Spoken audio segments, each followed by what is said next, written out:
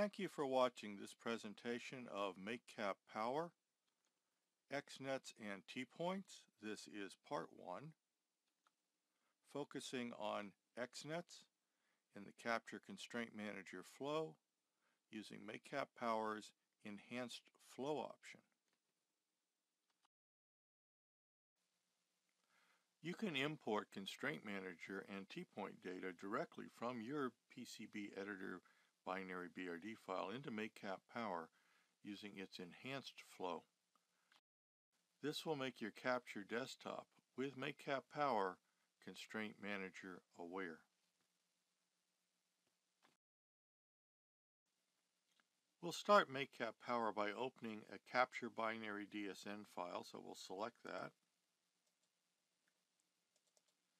And MakeCAP Power will read the data directly out of your Capture schematic file without the need for a Capture license. And this is the same information for nets and parts and constraint properties that you would see if you looked in Property Editor in Capture. What we want to do is to make your Capture desktop Constraint Manager aware. To do that, we're going to go to the Enhanced Flow. And we're going to select PCB Editor BRD data.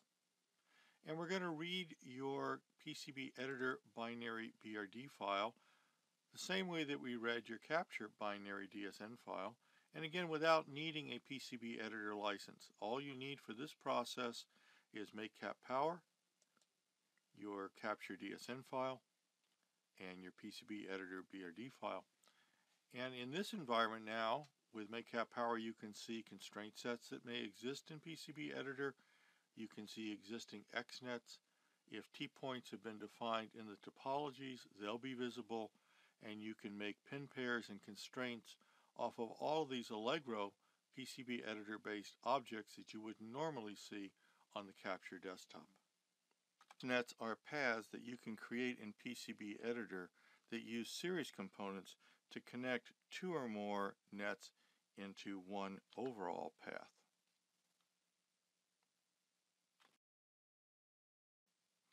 XNet paths are frequently used in order to define timing between any 2 points on the XNet path.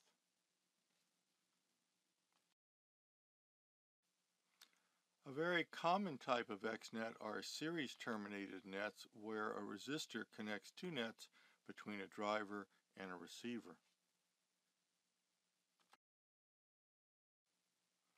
Another type of XNet that's frequently found are high-speed gigabit differential interfaces that use series capacitors to connect 2 differential pairs. Let's see how XNets work in practice if we drive these constraints from Capture to Constraint Manager and then to PCB Router. So let's select one of a bunch of XNets that we're going to route real quickly. And it's going to go from this IC to this 2-pin discrete, the other side of the discrete to this other discrete. So we've got an XNet comprised of 2 2-pin nets tied together by this discrete, and we'll select several of them and we're going to match them in length. Now let's go ahead and route those.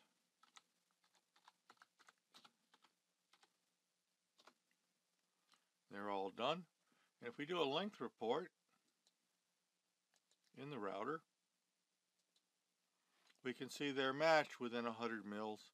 And so the router and the entire PCB Editor Constraint Manager flow understands that these are paths from start to endpoint, and it can then do things like route and match overall path length.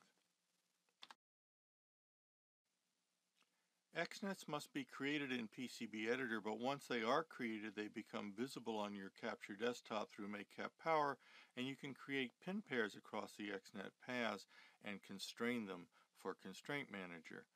There is an automatic process built into PCB Editor that will combine any nets joined by discrete parts into XNets for you, as long as those nets are non-power nets.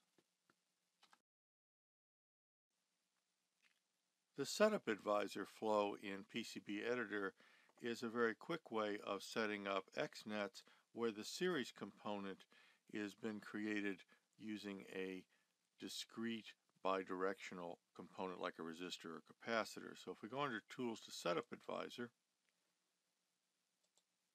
the first part of this process that affects XNet creation is the identified DC nets, because if you have a resistor or capacitor that terminates on one side to a power voltage, ground, or plus or minus voltage, you really don't want to create an XNet, and the system understands that, but only if you've identified those nets with a voltage value, and you do that in this screen. This is also done in Constraint Manager from Capture when you create a voltage value for a DC net.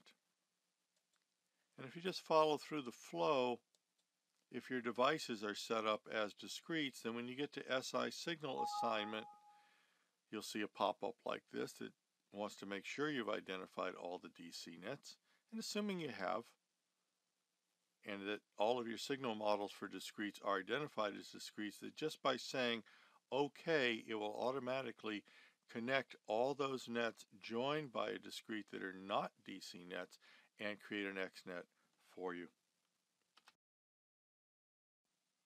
When PCB Editor creates XNets, it will always name the XNet with one of the names of the subnets in the XNet. You can choose to have the other net in the XNet the name of the XNet, but you cannot create your own name.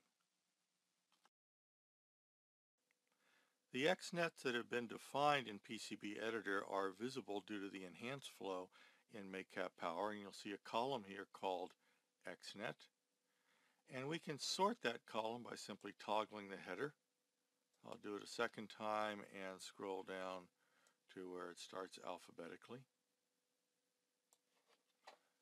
And I'm going to highlight the two XNet entries called B and C2. And you can see the two nets that are in B and C2, one of which is B and C2, and the other which is out A, because PCB Editor always uses one of the subnets in the XNet to name the XNet. Now if I mouse over, I can get information about the XNet, and if I go over to the icon next to name, I can get a list of explicitly what the two nets are that are in there without having to do a sort based on the XNet name. When defining pin pairs across an XNet, Constraint Manager will not allow you to define a pin pair that includes the body length of the series component. MakeCAP Power will also prevent this. MakeCAP Power uses Visualize to help you visualize how the XNets are organized and what pin pairs you can legally create across the XNets. So let's open up min-max propagation delay screen, and let's go into enhanced pin pair display. Since we know these are XNets, they're displayed here also as XNets. And now we're going to get a conceptual representation of the two subnets that are in these XNets and the series resistors that can join them. So we can see in here these are the resistors, that this is net N14855, this is net VD0, and this is the XNet called VD0.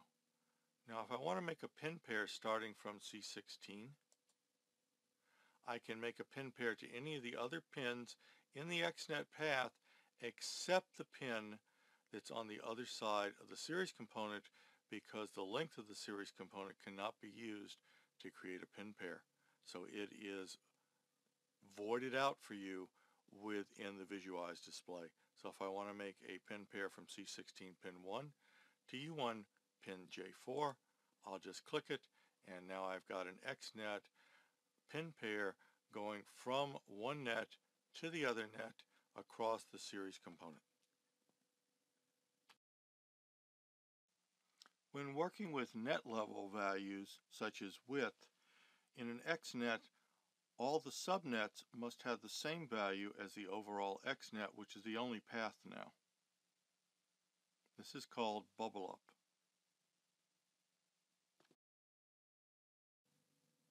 The bubble up rule for XNets means that for net level properties, every subnet in the XNet must have the same exact net level value so that the XNet has just one net level value. Let's take a look at XNet VD3.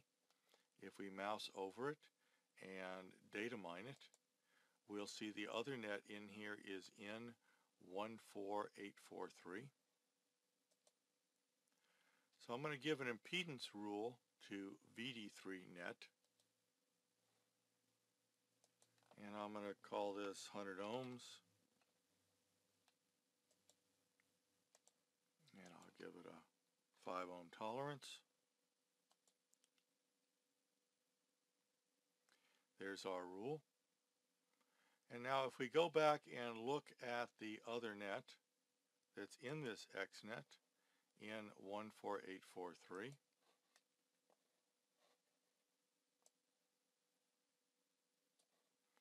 we'll see that MakeCAP Power automatically makes sure that all net level values that you enter on any subnet in the XNet flows out and bubbles up to all the subnets in the XNet, so that when the XNet is shown in Constraint Manager, it has one consistent value across all of its subnets and its own listing.